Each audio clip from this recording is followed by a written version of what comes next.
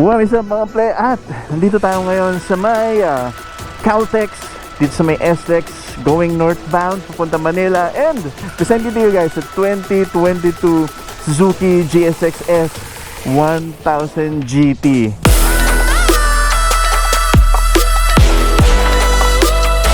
Itong motor na ito mga play, it's ito ikukwento ko muna sa inyo yung buong itsura lang muna tayo mga play tapos mamaya i-ride na natin siya sa expressway. So this motorcycle mga play, it's a touring bike coming from Suzuki. So kaya siya GT, it's Grand Touring. That's what I think it is. First glance nyo sa titignan mga play, it's very very exotic.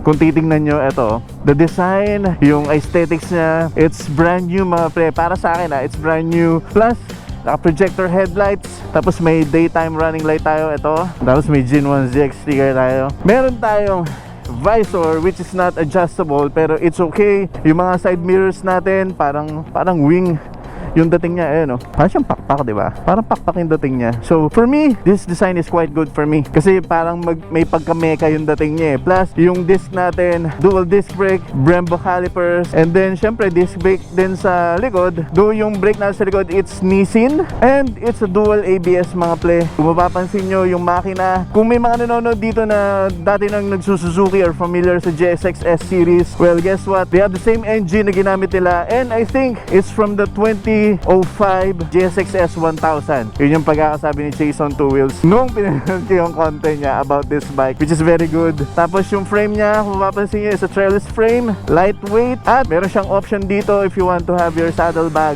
dito. Merong OEM si Suzuki, meron kang pwedeng install dyan. May papakita akong picture para makita nyo kung ano yung ibig ko sabihin.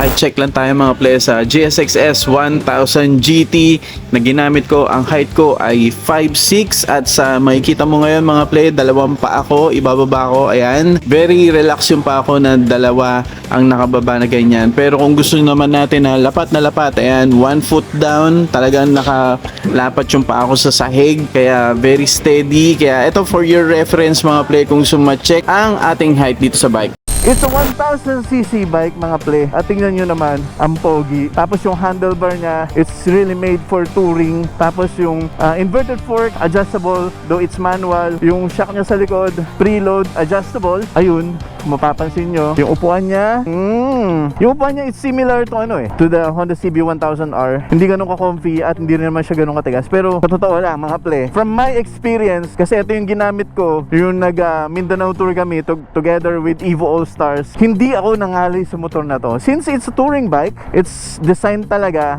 para hindi ka mangalay sa mga long ride. Plus, yung seating position mo, it's not aggressive. Yung handlebars mo, it's not too deep. At hindi rin naman siya ganun ka-high rise katulad sa GS. For me, it's about right. Ang size ko kasi, or yung height ko kasi, it's 5'6". So for me, it really fits well. Yung grab ko na handlebar, ayan. Ito yung seating position ko mga play. Ayan, it really fits well for me sa height ko. Tapos, ang makikita nyo dito, sa handlebar, nandito yung mga switches natin. Along with this side, kung mapapansin nyo, nandito yung kill switch, ignition, nandito yung ating hazard, meron tayo ditong cruise control. Tapos sa kabila naman, kung mapapansin nyo dito, nandito yung ating passing light, yung high and low. Ayan, so pag inangat mo siya, naka-high. Ito yung switch natin for the controls dun sa ating screen. And also with this one, ito yung sa mga modes naman, later on papakita ko sa inyo. Turn signal, busina, dito yung activator or yung switch natin para ma-activate natin yung cruise control. Let's turn on the monitor. At ito yung isa sa mga plus nila. Meron silang cellphone charger or device charger for your USB devices. Maganda dyan, hindi mo na kailangan nung, yung ipa-plug mo pa siya para doon sa charger mo. Meron na siya nito. Tapos meron pang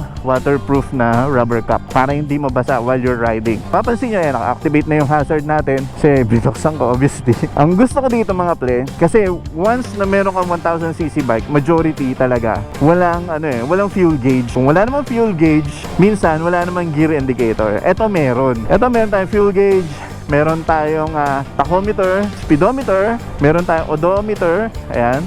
Kita mo yung temperature ng bike, outside temperature, ayan yung air. Tapos battery, kung ilan yung karga ng battery natin. Ito, meron tayong clock, very useful. Neutral indicator, kasi meron tayong shift indicator doon.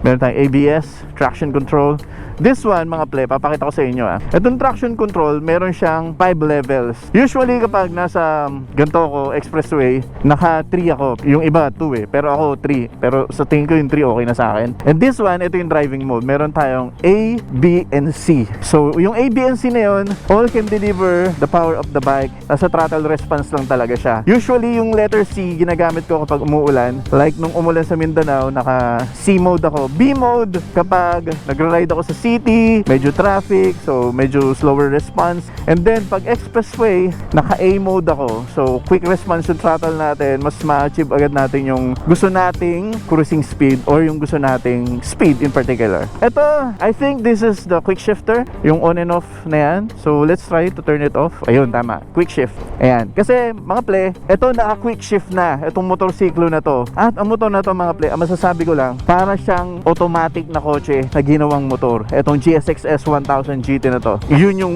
talagang initial thought ko nung sinubukan ko yung quick shift na to dahil napaka-smooth talaga. By far, ang GSX-S 1000 GT na Suzuki, yung pinaka merong smoothest na quick shift. And yung high and low niya, the other one, this one, yung low, naka-on siya o ting daytime running light. Nag-on lang to kapag nagpa-flash ka or nag-high ka. Doon sila sabay iilaw. One of the things na siguro lagyan natin ng konting improvement no Suzuki, siguro this one, yung side mirror, it's too far out lang kasi sa totoo lang pag nagra-ride ako and I need to adjust yung side mirror while riding. Medyo malayo. So I need to really reach up. Ayan, ganyan to, diba? Layo.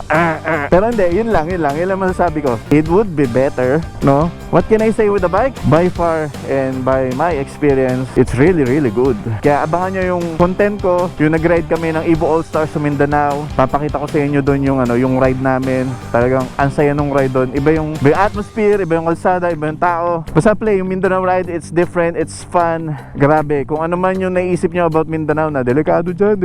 No, it's not. Ang nakakatuwa doon, yung mga tao, masiyahin. Dahil, alam mo yun, iba yung pag-welcome nila sa amin Ramdam mo na talagang, alam mo yun, parang naglulong sila na makita yung Evo All Stars. Kaya naman, I'm super thankful sa inyo, sa lahat ng mga nakasalamuha namin dyan sa Mindanao. On behalf of Evo Helmets Philippines and Evo All Stars, thank you so much sa pagmamahal ninyo. And we're hoping na makabalik po kami dyan, mga ple, sa Mindanao. Dahil hindi pa naman namin na-explore lahat ng part ng Mindanao Dahil 2 weeks lang, siguro kung 1 month kami dyan, di ba? Mas maganda. Pero tulungan nyo rin sana kami na makahanap ng magagandang spot dyan sa Mindanao. Saka magagandang lugar na pwede namin pagpahingahan. Kami lahat na nakamotor para mas masaya. At sana makasalamuha ulit namin kayo. And also, I want to thank Miss Eds of Suzuki Motorcycle Philippines for lending me this wonderful, wonderful bike. At hindi ko yan sino-sugarcoat, mga play. I'm speaking on my experience. Kaya siguro mas okay sa akin na nailabas ko tong content na to. Kasi mas gusto ko talaga ganun Naglalabas muna ako ng content, initial thoughts about the bike. Pero mas napabuti pala yung niride ko muna bago ako meron nasabi sa motor. Kaya naman,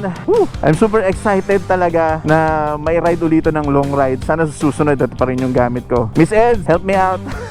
Sobrang sulit talaga ng motor na to. If ever there's a chance na bumili ako ng isang touring bike, it would be this bike, the Suzuki GSX-S 1000 GT. Kaya nga, sabi nung isa naming kaibigan from Mixed Nuts, Jun GT, okay yan, Jean, okay yan. Kaya, thank you ulit, Miss Ed, Rackler, thank you, brother, for hooking me up. And, I'll see you guys on the next one, mga play. Kaya ride out tayo. Kaya, see you, mga play. Hanggang sa muli. Paalam.